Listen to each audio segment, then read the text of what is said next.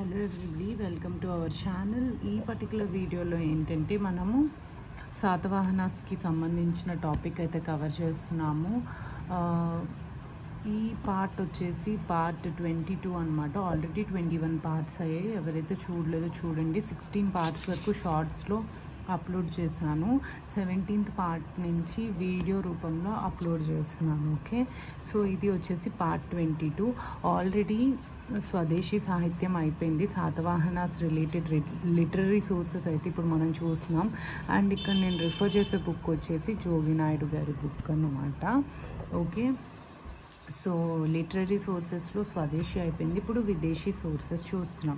So విదేశీ సోర్సెస్లో the most first source వచ్చేసి ఏంటంటే న్యాచురల్ హిస్టరీ అని కూడా అంటాము.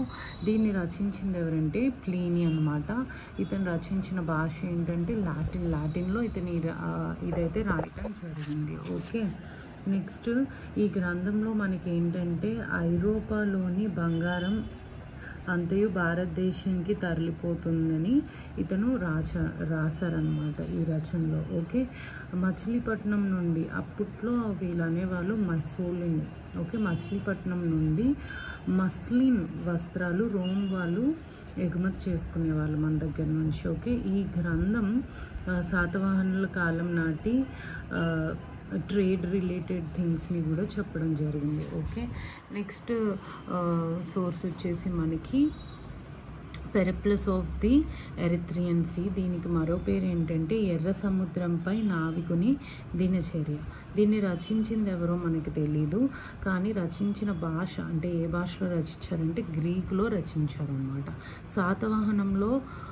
శాతవాహనుల కాలంలో ఉన్న ట్రేడ్ రిలేటెడ్ థింగ్స్ అన్నీ కూడా ఇందులో మనకి చెప్పడం జరిగింది. అలానే అర్కమేడు అన్నది మనకి పుడిచేరి.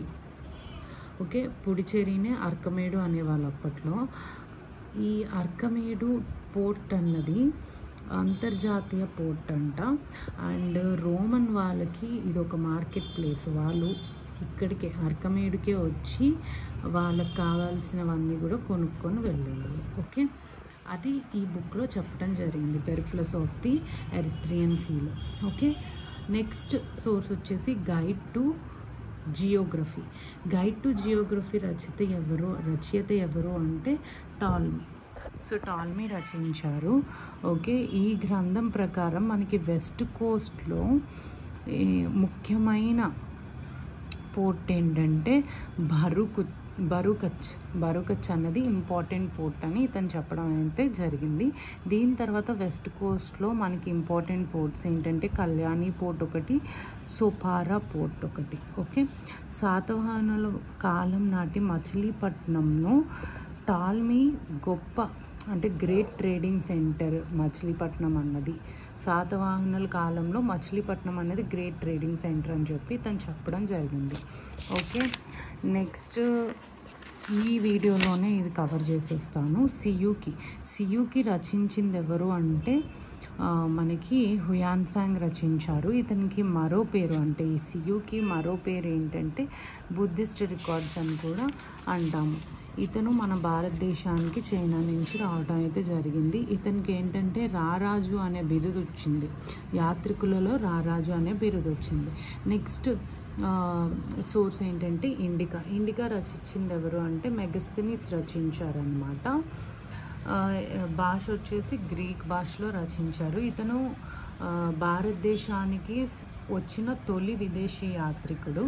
అలానే ఆంధ్రుల గురించి ప్రస్తావించిన మొదటి విదేశీ గ్రంథం కూడా మనకి మెగస్తనీస్ ఇండికానే. ఓకేనా, శాతవాహనుల రాజకీయ వ్యవస్థ అయితే ఈ ఇండికాలో మనకి వివరించడం జరిగింది. ఓకే, సో ఇవన్నీ కూడా మనకి ఫారిన్ సోర్సెస్ అన్నమాట. సో ఇంతటితో శాతవాహనులకు సంబంధించిన లిటరరీ సోర్సెస్ టాపిక్ అయితే అయిపోయింది. Thank you for watching this video. And మన ఛానల్ ఎవరైతే కొత్తగా సబ్స్క్రైబ్ చేసుకున్నారో లేదంటే ఎవరైతే కొత్తగా చూస్తున్నారో please to subscribe our channel. మన ఛానల్ని కొత్తగా స్టార్ట్ చేసాము. Thank you for watching this video. Have a nice day. Bye bye.